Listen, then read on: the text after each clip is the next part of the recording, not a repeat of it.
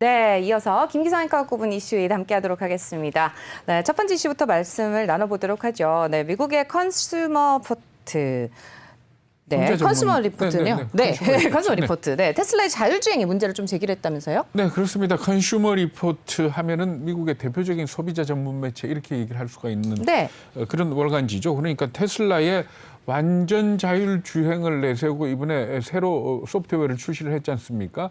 FSD 베타 9 버전인데 이것과 관련해서 안전 문제를 제기를 한 겁니다. 왜 안전 문제를 제기했는가 하면은 이걸 갖다가 구입한 소비자들이 올린 동영상, SNS 영상을 봤더니 주차된 차량에 돌진하거나 덤불을 스치는 그런 동영상들이 많더라. 그래서 이게 기본적으로 완전 자율주행이 가능한 차냐 하는 이 부분에 대해서 자체적으로 조사를 하겠다 이렇게 밝혔습니다. 그러면서 자기네들이 갖고 있는 모델 Y가 소프트웨어가 업데이트가 되면은 자체적으로 테스트를 하고 그 결과를 공개하겠다 이렇게 얘기를 했는데 이 FSD 베타 9 버전 같은 경우에는 한 달에 $99 내지 $199를 받고 업데이트를 해주는데 교차로 주행 등 이런 아마 좀 더 진전된 자율주행 기능이 포함이 된 걸로 이렇게 알려지고 있습니다. 네, 실제 미국 교통당국도 테슬라 차량 사고를 조사를 하고 있다면서요. 네, 그렇습니다. 지금 현재 미국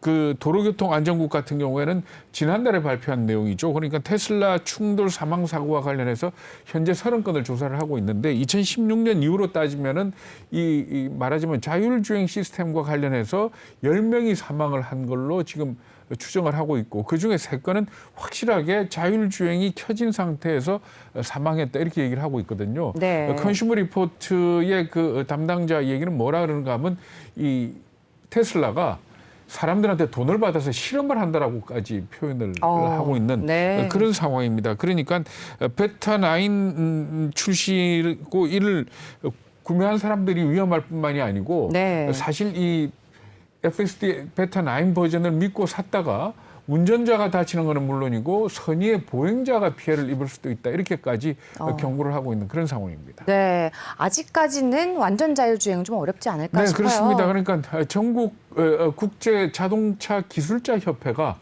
이 자율주행과 관련해서 전번에도 한 말씀드렸습니다만 레벨 0부터 5까지 6단계로 나눠놓고 있습니다. 그래서 밑에 3단계, 그러니까 0, 1, 2까지는 사실은 주가 되는 거는 운전자고 자율주행 시스템은 보조 시스템 이렇게 보면 되는 거거든요. 그리고 3, 4, 5로 가게 되면은 이게 자율주행의 성능을 발휘를 하게 되는 겁니다. 잠깐 설명을 드리면은 자율주행 레벨 3 같은 경우에는 정체된 고속도로, 그러니까 말하자면 어떤 특정한 상황에서 자율주행을 할 수 있는 그런 수준이다 이렇게 보시면 됩니다. 그래서 이걸 갖다가 쉽게 표현을 하면 아이 오프, 눈을 떼도 된다 그런 상황에서는, 그러니까 운전석에는 앉아 있되 눈을 떼도 된다라는 거고, 레벨 4는 어느 정도 기술을 얘기를 하는가 하면은 거의 완전 자율주행이긴 한데 특정 지역에 한정돼서, 그러니까 뭐 우리나라 세종시 어느 특정 지역이라든지 이런 데 대해서 자율주행을 하는 그런 기술로 보시면 됩니다. 그래서 이런 경우에는 한마디로 마인드 오프. 그러니까 마음을 이제 완전히 떼고 있어도 되는 그런 상황이다. 이렇게 보시면 되고, 정말 어디에서나 완전 자율주행할 수 있는 레벨 5 같은 경우는 드라이브 오프입니다. 그러니까 이제 정말로 운전자가 없어도 자율적으로 차가 움직이는 그런 수준을 얘기를 하는 거거든요. 근데 테슬라 지금 차량에 대해서 많은 전문가들이 분석하기로는 레벨 2 수준이다. 레벨 2 수준이고 잘해봤자 레벨 3 좀 초입 단계 이 정도 아니겠느냐 이렇게 분석을 하고 있거든요. 그러니까 어디까지나 테슬라 차량이 완전 자율주행이다라고 내세운다 하더라도 결국은 운전자가 운전석에 앉아서 운전대를 잡고 있어야 되는 그 정도 수준이다 이렇게 얘기를 한다 이렇게 보시면 될 것 같습니다. 네, 첫 번째 이슈 말씀 잘 들었고요. 이어서 두 번째 이슈도 좀 확인을 해볼 텐데 자영업자들의 대출이 코로나 사태 이후에 급격히 좀 늘어났다고 합니다. 뭐 예상을 했지만 굉장히 심각한 상태라고요. 네, 그렇습니다. 이 소식 뭐 신문들 보시면 다 전했기 때문에 보신 분들 있으시겠습니다만은 이걸 굳이 제가 다시 한번 말씀드리는 이유가 뭔가 하면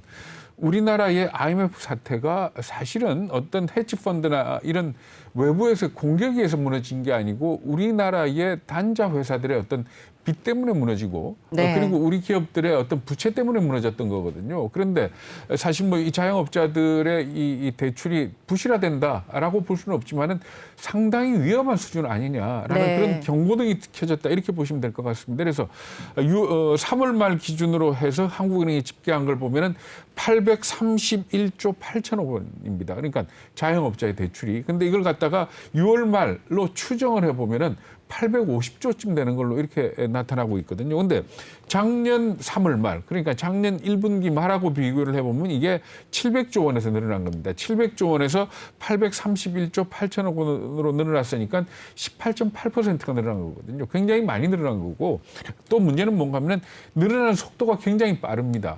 그러니까 작년 1분기 기준으로 금년 3월이 18.8% 아닙니까? 그런데 작년 2분기 기준으로 1년 전하고 비교를 하면 15.4, 그 다음에 15.7, 그러다가 작년 4분기 같은 경우에 17.3으로 늘어났었는데 이게 18.8로 증가 속도가 굉장히 빨라지고 있는 거거든요. 그렇기 때문에 이 부분에 대해서 상당히 걱정들을 많이 한다 이렇게 보시면 되고요. 그리고 또 그 대출의 내용을 보더라도 이게 코로나하고 직접적으로 관련이 됐다라는 걸 알 수가 있습니다. 왜 그런가 하면은 이 대출이 급격하게 늘어난 업종들이 주로 숙박, 음식, 도소매, 여가 이런 업종들입니다. 이 얘기는 결국 이런 자영업자들이 그만큼 코로나 사태 어려웠고 네.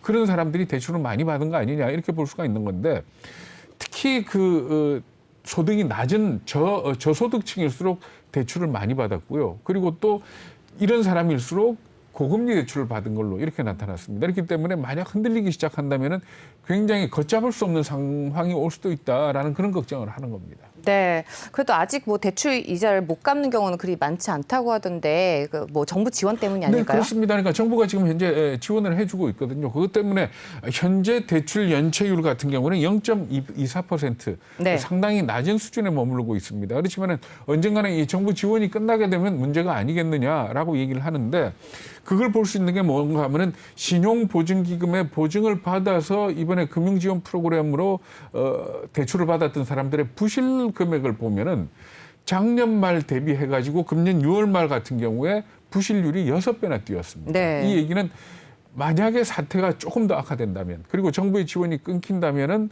이 도미노 사태처럼 자영업자들의 대출이 부실화되지 않겠느냐 이런 얘기들이 나오고 있는 거거든요. 그렇기 때문에 정부의 지원이 아무래도 좀 더 지속이 돼야 될 것 같고 그리고 또 이런 단순한 대출 지원 이외에 다른 어떤 방안들 말하자면 업종 전환이라든가 뭐 퇴출을 위한 어떤 길을 열어준다든지 하는 그런 도움이 필요하지 않겠느냐 하는 그런 지적들이 나오고 있습니다.